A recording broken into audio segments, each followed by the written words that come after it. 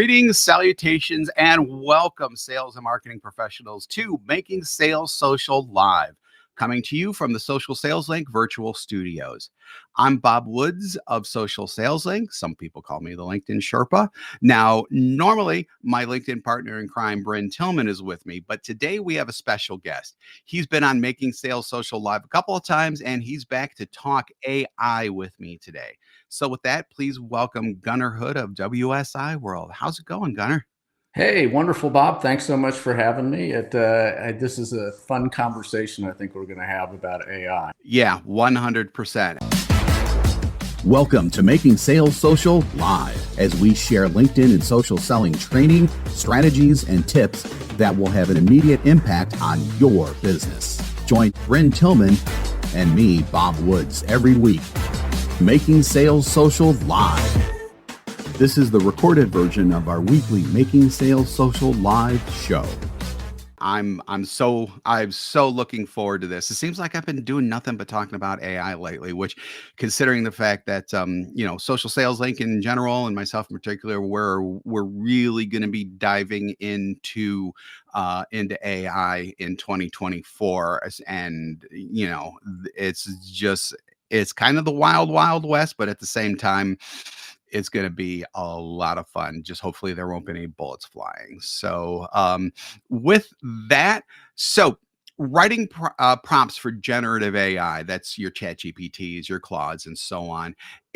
I view it, at least, and Gunnar, I view it as much of an art form as a process to get the kind of output from AI that you need. Would you agree with that? I agree, and in fact, I think that's why we've seen companies post, job listings for prompt engineering, is because there is kind of an art and science element to it.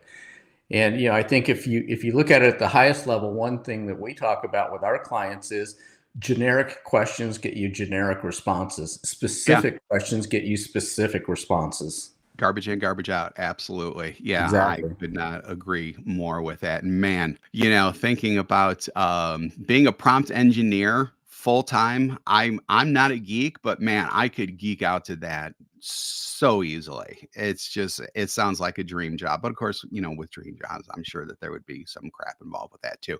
So anyhow, Gunnar and I do have some examples on how to use AI in sales, but first I want to throw this open to anyone who's watching this live on LinkedIn or our other socials right now. If you'd like a kind of a specific example, although sometimes because sales is so wide and broad, and what everyone sells is so wide and broad, it might be difficult for us to come up with specific examples, but we could definitely guide you in a path to get you where you want to go. So drop those in the comments. Hopefully our system will pick up on those comments and we'll be able to see them. Now, if you're listening on a podcast platform and it's at least January of 2024, well, we're recorded for you, but hopefully you'll still get some good ideas from our examples. So with that, something that can help with your prompting, and this is pretty much brand new, are custom GPTs. So GPT, the GPT in ChatGPT actually stands for Generative Pre-trained Transformers, and that's not like Optimus Prime Transformers or anything like that. So these essentially help you with specific tasks, and there are a bunch of people publishing a bunch of things on them. Searching for them is difficult right now. There are two main ways that I know that you can use to search for them. One is actually via a Google search. Get your pens and pencils out, and we should put this in the show notes too. But it's going to be you're going to type in site://chat.openai.com/G/ and then whatever keywords you want to use, that'll bring things up in a Google search for you. That's probably the most accurate way of thinking of bringing it up. GPTstore.ai is a potential source, but they're third party, I believe. So keep that in mind. I don't know how complete it is, but it's definitely better than anything that's out there right now until OpenAI starts its own custom GPT store, which is evidently in the works. It just hasn't launched yet.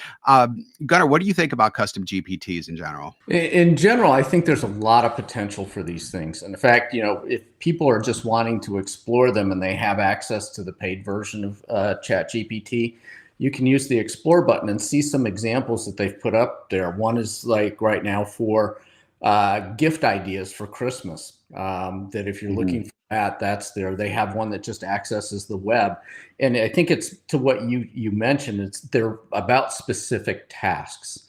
And the potential that I see for people is, you can create your own custom GPT.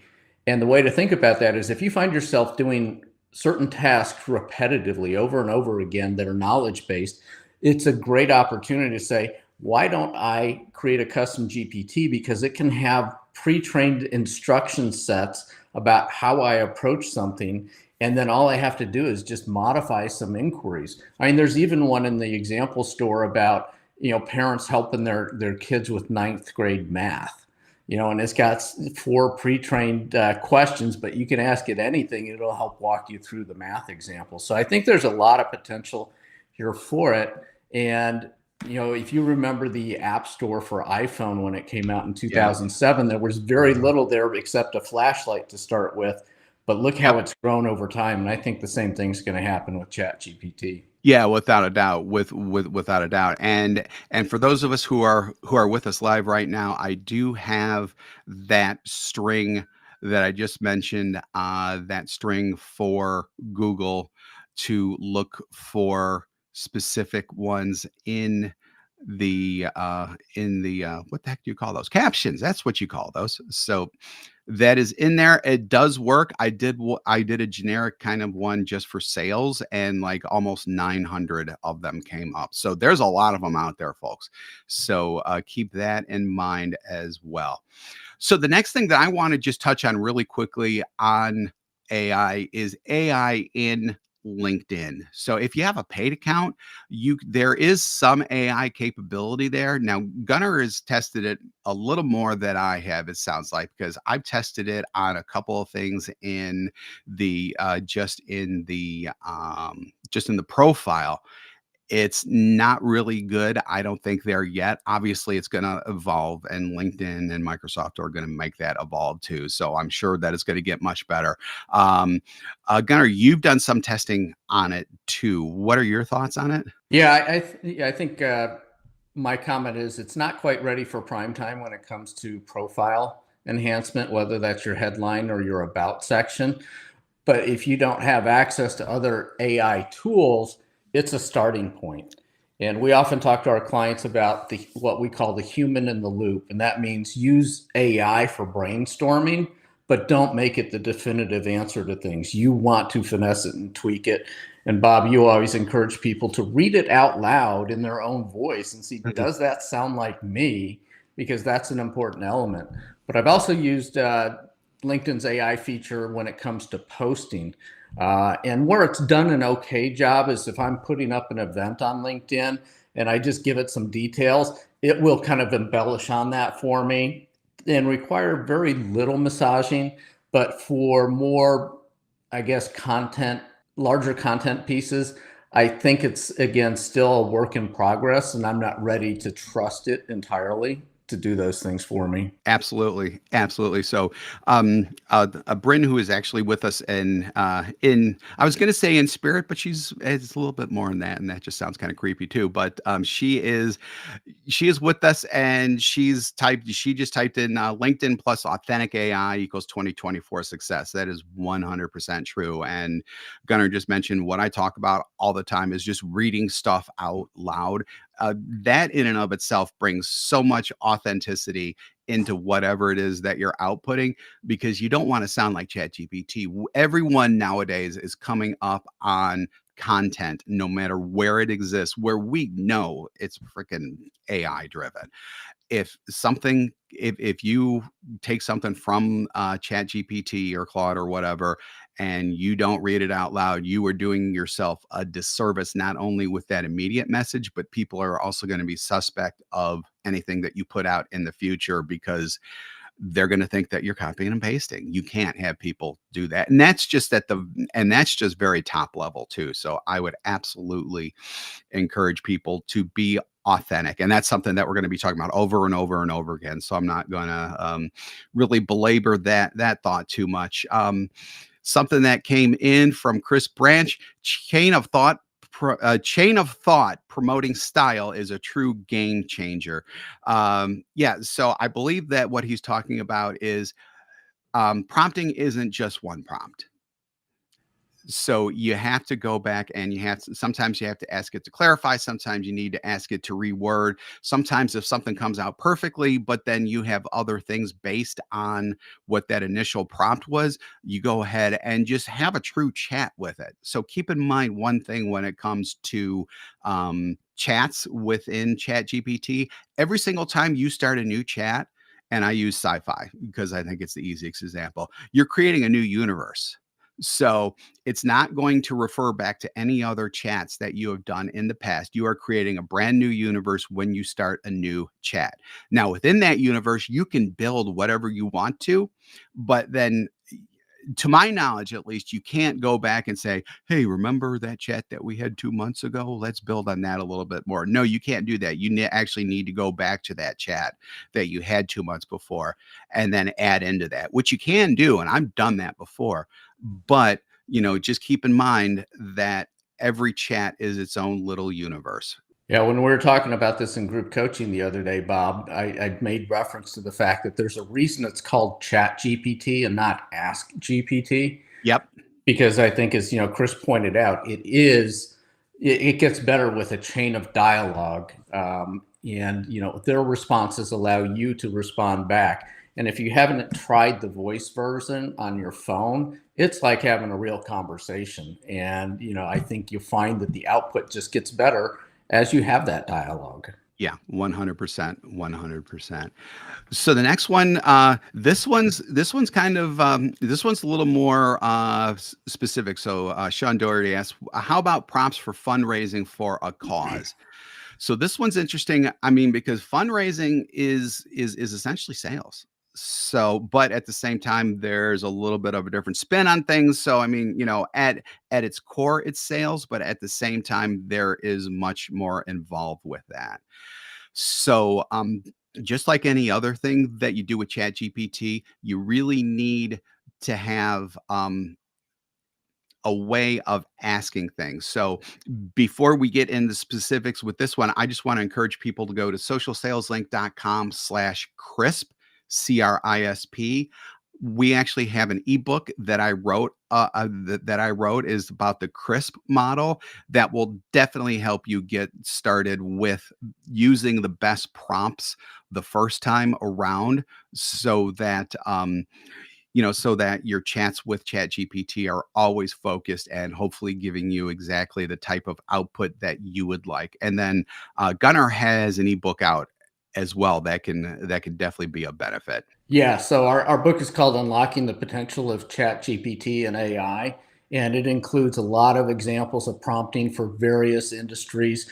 We've got tools listed in there, a lot of resources. And I don't know if I can post the link here directly, but I shared it with Bob, and hopefully we can post it up for people who want to, get it. It's totally free, but there's over 60 AI tools referenced in there, along with a number of great prompts. Yeah, so hopefully I just posted it. Hopefully that went out. I'm not really sure just because we're going from Restream to things. I don't know if that shows up. If not, look out for I will post it into this chat immediately after on LinkedIn immediately after the session. So kind of stick around and I'll post it in there and we'll have it in the show notes as well for the podcast when it goes out into the various podcasting platforms, probably in mid-January. And so anybody can reach out to me directly on LinkedIn too. There's only one of me on LinkedIn, so I'm easy to find. Just reach out. I'll be happy to share it with you. Gunnar Hood, Gunnar Hood, HOOD. So let's get back really quick to the question about prompting for fundraising for a cause. How would you start that? I guess probably the first thing would be to me is, are they going for corporate donors? Are they going for individual donors? And kind of taking it from there. But what would you think about that, Gunnar? Yeah, Brent actually posted a link already in the comments with her asking the question of ChatGPT about how can we use this for fundraising, and the response was really good. There's a lot of ideas, whether it's drafting fundraising emails or things like that. But her question alone is the great starting question: is how can ChatGPT help with fundraising? Then you take that and you continue the conversation, going, "Hey, I like Yep. ideas 2 and 4. Tell me more about that." And that's one of that's one of probably, and this is a word that I overuse, but it's really, really true here. That's one of the most awesome things about ChatGPT is you can ask it to help you, and it will give you the information that you need for it to help you. So it's like, that classic help me help you type of thing. ChatGPT really does do that.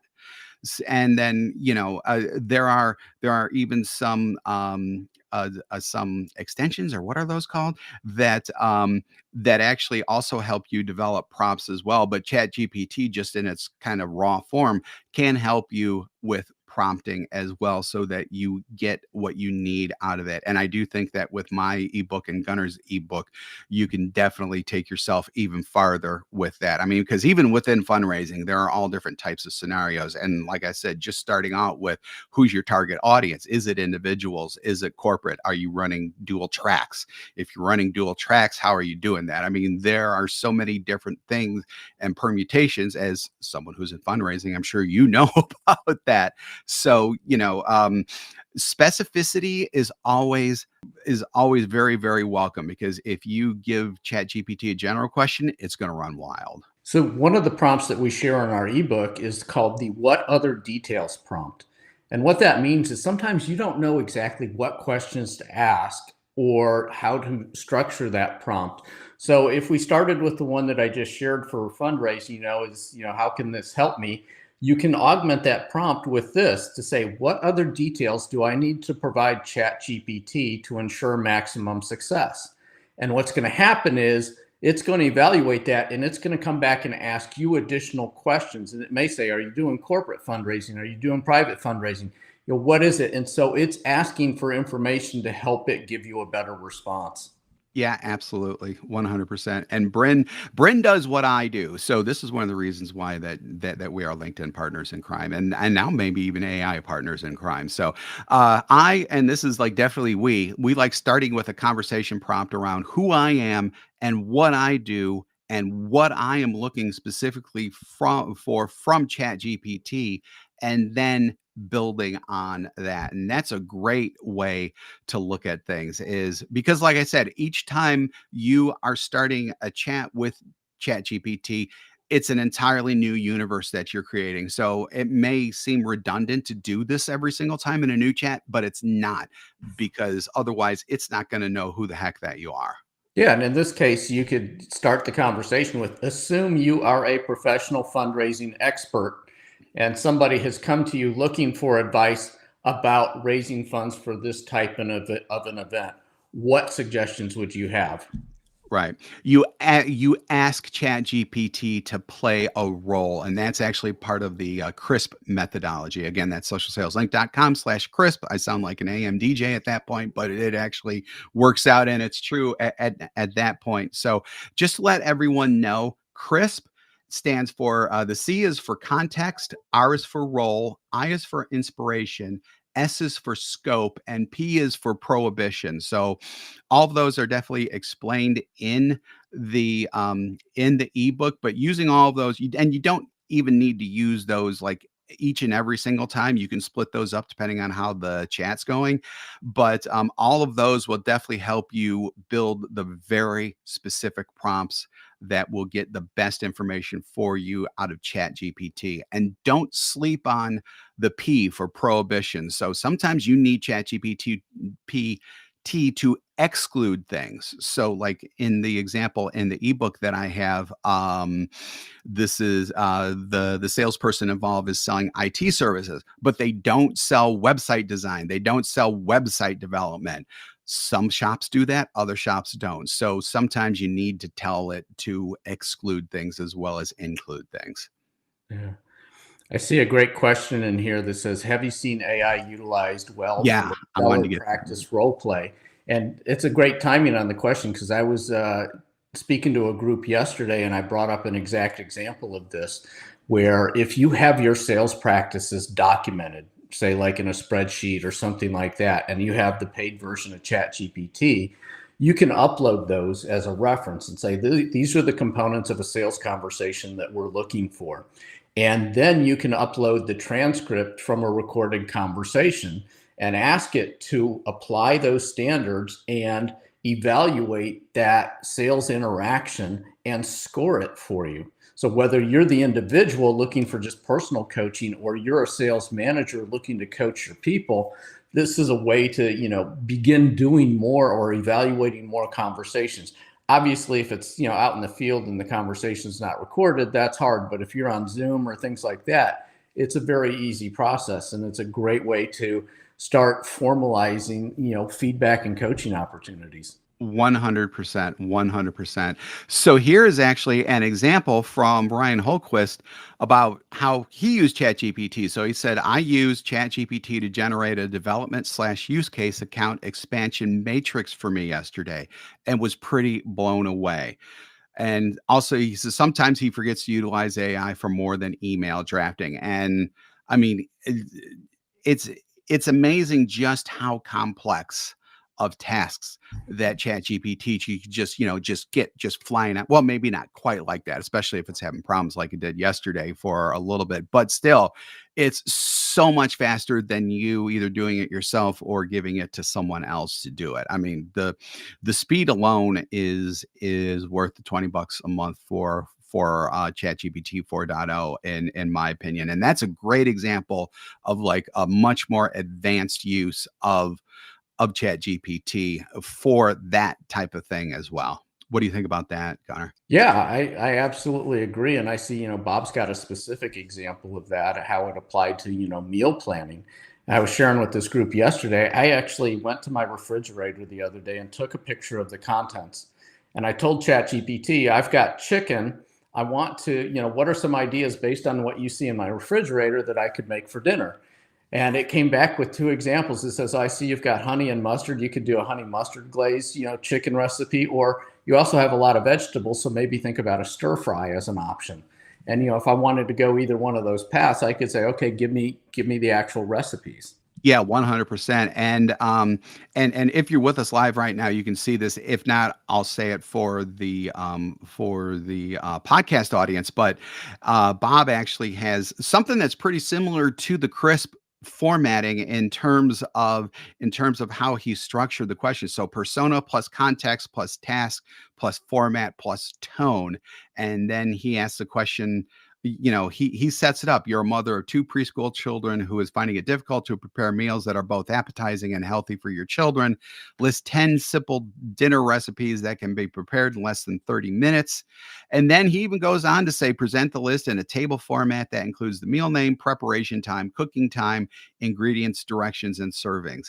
So this is also not only is that fantastic, this is where you can also put the prohibitions in too, because for someone like me, as depending on the dish and things like that, I don't like mushrooms. I'm also allergic to coconut. So I may say something in there, please do not include coconut as I'm allergic to it. And mushrooms could be eradicated off the face of the earth for all I care, like that type of thing, basically. So, constructing it like that, again, it's all about the construction of the prompt. And we're coming up with specific scenarios here, and we're trying to, but there are so many different scenarios that are out there. There are so many different tasks that are out there, and you just have to play with it. It's Yeah. it's And fun to play with. I think what Bob Britton has shared is a great example of what could become a custom GPT. Yeah. Because this way you can include all of those prohibitions that are already known when you ask it, okay, here's what I've got, create another recipe for me. And it remembers all of those things every time you use it. Yeah, 100%, 100%. So, we also have I was going to call an offer that actually makes it sound like you need to pay for it. This is free because we are nuts and we give away so much stuff for free. If you use the free Magical extension at getmagical.com, you can import some of the prompts that we use here at Social Sales Link to really help us out with the tasks that we have. So you're going to want to go to getmagical.com first and download the extension. It's still free for now. They'll probably start charging one day, but why not use it for free for now?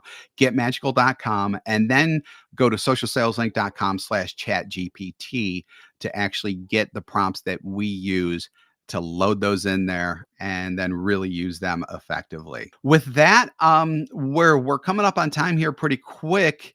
I just encourage you to really just download and use all of the free resources that we've talked about here. ChatGPT, it's easy to use, but at the same time, you need to be specific. You need specific to be terrific. That's an old BNI phrase, actually, but it definitely applies here. Gunnar, do you have anything to add? Don't be afraid to use it, I think, is the best advice. Yeah. You can't break it. Yep. But test it and just keep having conversations with it and find out what it does well, what it doesn't do well, or when you give it that much additional information, the difference in the output you see. And I think over time, you're going to find that there's certain prompts that you really like that work really well, regardless of the scenario. And you'll just keep referring back to those. And that's where something like Magical is great to have, because you can just store that and there's a couple command strokes and it brings it back up and you fill in the variables. And the other thing, though, so just on the flip side of that really quick, because this has happened to me a couple times. It doesn't happen a lot, but it has happened to me a couple times. Sometimes the prompts that you used to use that were great, sometimes they don't work all the time. So it's not, or you get a different result than what you're expecting. So then you may need to play around with it a little bit and then change the prompt because as it is a learning model, a learning language model, LLM, I know that's not the exact translation of what LLM is. It is learning all the time. Things are going to change as it's learning and as it's growing. So also keep that in mind, that it's, generally speaking, it's only getting better as time goes on as well. I got to tell you, my wife laughs at me when she sees me entering prompts because I use phrases like please and thank you. She goes, why do you do that? I said, because this is a learning model, and do we want it to learn to be nasty or pleasant? Yep. Plus, and quite honestly, I joke about this, and this is like 85 to 90% joking, but there's always like this little bug in the back of my brain. If AI actually does take over, I want it to know that I'm a friendly person. So we're going to leave on that really, really, really positive note. And thanks again for joining us on Making Sales Social Live. If you're with us live on LinkedIn, YouTube, Facebook, or X, formerly known as Twitter, God knows when that's going to go away right now. We do this every week, except for the next couple of weeks if you're with us live, because we are taking off for the holidays. So, don't expect to see us live while we're opening Christmas gifts next week. So keep an eye out for our live sessions in after the first of the year. If you're listening to us on our podcast, those are going to keep chugging along. And you haven't subscribed already, go ahead and hit that subscribe or follow button to access all of our previous shows and be alerted to when new ones drop. More info on our podcast is available at socialsaleslink.com/podcast. I've been saying sociallink.com a lot this episode. There's so much stuff there, though. So we do 2 shows weekly. We do this one and our Making Sales Social interview series, where we talk with leaders and experts in sales, marketing, business, and many more areas. I've been doing a lot of recordings for that lately, too. So I can personally testify, we've got some excellent episodes coming up in the weeks and months ahead. So when you are, Gunnar, I need you to play Bryn here for the very end. So you're going to say social when I stop. So just the word social. Okay. Okay. So when you're out and about, be sure to make your sales social. Oh my God. That's an A+. I love it. Thank you everyone for joining us. We really appreciate it. Have a great day. Don't miss an episode. Visit socialsaleslink.com/podcast. Leave a review down below. Tell us what you think what you learned, and what you want to hear from us next. Register for free resources at linkedinlibrary.com. You can also listen to us on Apple Podcasts, Spotify, Stitcher, and Google Play. Visit our website, socialsaleslink.com, for more information.